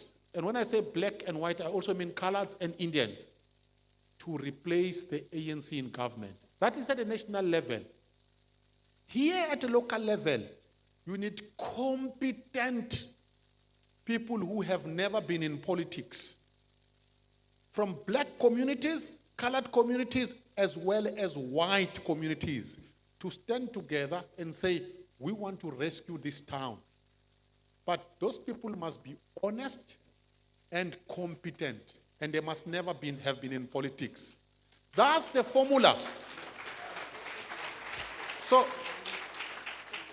So, but that will take a lot of work from ordinary residents here and ordinary South Africans. But it will also take a lot of support from you here, money-wise, technical skills-wise. Thank you. Thank you. Dr. Ruben? Oh, okay. Let me go philosophical on you. The greatest threat to our democracy is that we have too many people with too little to lose. I repeat, we have too many people that have absolutely nothing to lose. So our task is to find people that have a vested interest in our society. Skin in the game is another way to put it. My second, if you will, slightly abstract thought is democracy as we understand it is not sufficiently, in my view, adequately explained to the citizens of this country. Those of us that come from a business environment will understand if I say to you that our democracy is a shareholder-based democracy. And every citizen of this country is a shareholder in this company that is called South Africa Incorporated. And every 5 years, we get to choose a new board of directors to run this company called South Africa. And if we can get that message through, and I'm talking now about the power of the ballot, if we can get that gospel, if you will, through to our ordinary citizens, to use what we have in our hands, and you mustn't get me preaching here now. So God said to Moses, what's in your hand? Okay, what have you got in your hand, citizens? You have the vote. Use it to fix our country. Use it to support groups like CX in this local government elections. CX, don't be shy. Be bold. Take the courageous step. And to our gentleman asking the questions, what can you do to convince the voters? Tell them you do not have a track record, because you don't. Neither did we. We now have a track record, but skrik vir niks. And here's my last comment. Success is a team sport. This is not about a Ruben Richards and a singular individual. Success is a team sport. It requires all of us. Yes, you need a chairperson, you need a leader, and so forth and so on. But if we can find a way to mobilize the hearts of people, and the issue here is trust, then I think we stand a good chance to recalibrate, rescue, reposition our country for the future of our children and grandchildren. Thank you. Rob, last word from Rob. Yeah, just apologies for all the questions we haven't got to, but I've kind of forgotten what the questions were now. But for the lady sitting behind Ron, South Africa could never go public on an American stock exchange. It's impossible. It's not even a conspiracy theory. It's just some mad thought. You know, we have too much debt, we're too badly run, we're not profitable, we're not growing, it would never pass the audit, no lawyer would take it on, and there's too much gangsterism for ever to pass the test, so you can forget that idea. So the questions that we haven't answered, the session is recorded. We will make sure that we answer those questions on our website. And then you will also see that there will also be place to add more questions on there. Then you will see that we walk with lanyards around our neck. You can just scan this barcode and become part of Choose CX. Or you can go onto our website and you will see there's a button for call to action. Become a member, become a volunteer, donate, and so forth. Thank you so much, panel. I think Jason got the last word.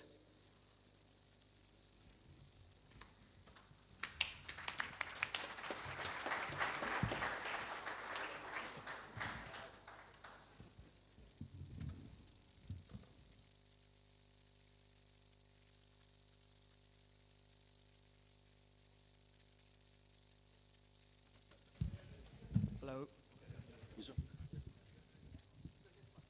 Okay, thank you.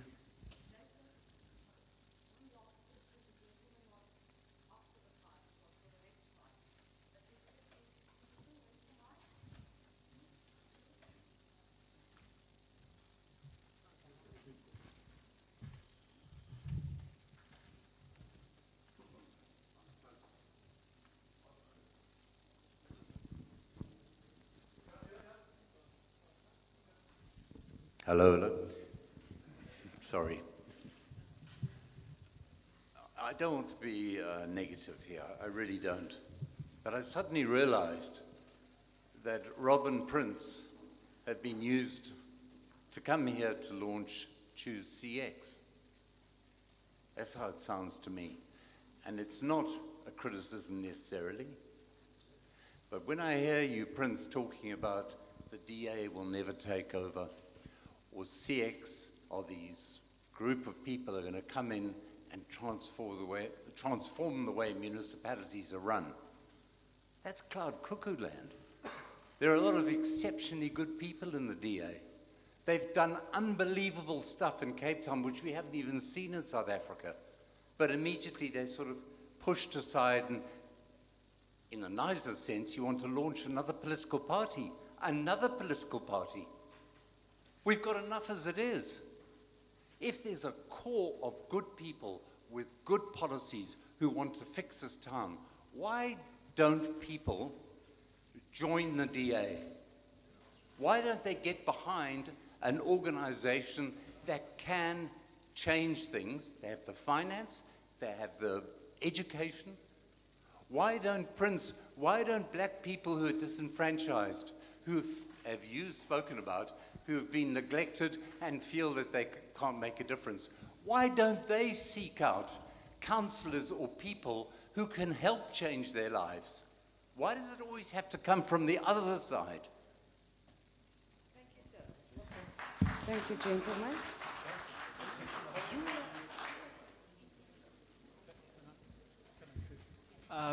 I don't know if you want an answer from Prince or Rob. I will just give you a bit of an answer. I came from the DA as a potential candidate and met with them because I agree with you, they have great people. There's a Jordan Hill-Lewis, there's a Chris Papas, there's Gogo Helen Zeller. There's a lot of great people in the DA, but the characters in council in Knysna, do you feel that they have been doing Knysna justice? The DA in Knysna. Do you feel like, what else are we supposed to do then? Stand up and start our own thing if people like me that want to get involved kind of get pushed to the side, wants to make a difference, wants to bring change? Okay. All right.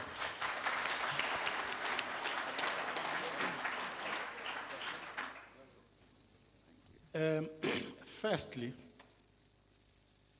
I'm not here to help the launch of a political party. Let's just get that out of the way. I am here to talk to concerned residents of Knysna who want to solve the problems they've been grappling with. Must get that very neatly. So if concerned citizens, residents of Knysna, come together and they say they want to solve the problems of their area, I am there, and I fully support them. I don't only come here, by the way. I go across the country to support those who want to solve problems.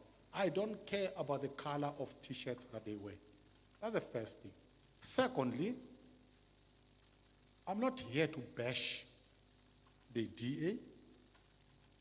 If you've been listening, I told you I have endorsed Helen Zille in Johannesburg.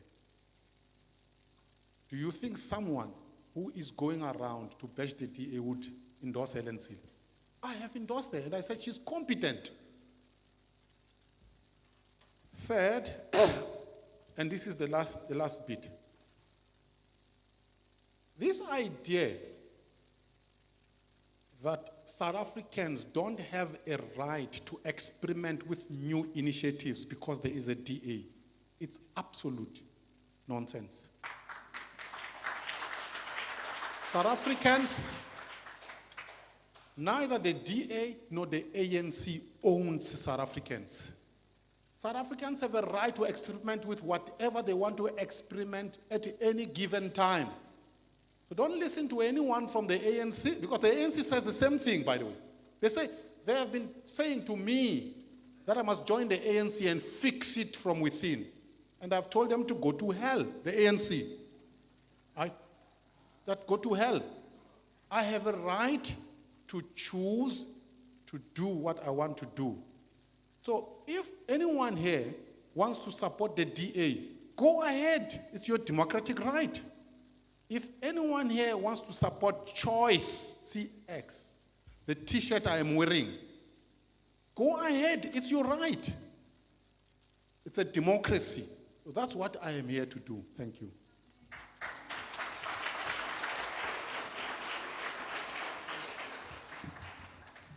Just on behalf of the entire Choose CX team and the Greater Knysna, we would just like to extend our thanks to Rob and Prince for being here today, for Dr. Ruben Richards and the entire panel. We just want to thank you for continuously speaking up for concerned citizens of South Africa too. We greatly appreciate you.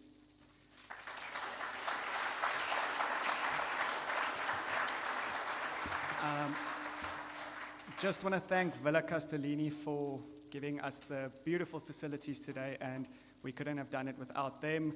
I also just want to give thanks to all the volunteers of Choose CX. Without you guys, nothing of this would be possible today. And thank everyone for being here and coming and listening to what we have to say and just maybe changing a mindset.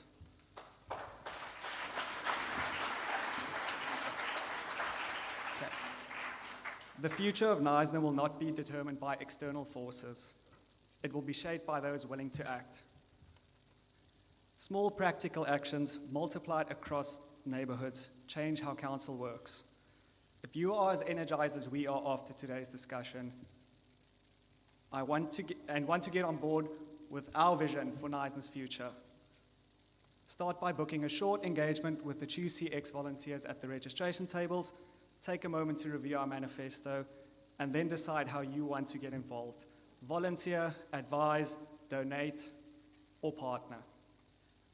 We aren't waiting for change, we are building it. Together we can restore confidence, protect our neighborhoods, and create a resilient, thriving Knysna for generations to come. So I will leave you with this thought. Do you feel the current council has delivered? Or is it time for a different community-led approach? Thank you.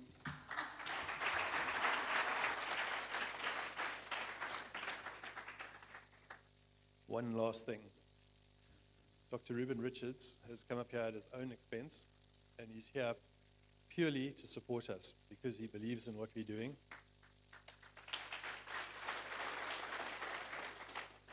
And we would like to honor him and also encourage you, if you have any doubts, to go and read his book, 4%. He's got copies at the back there for sale, and you'll see how it is possible to do it.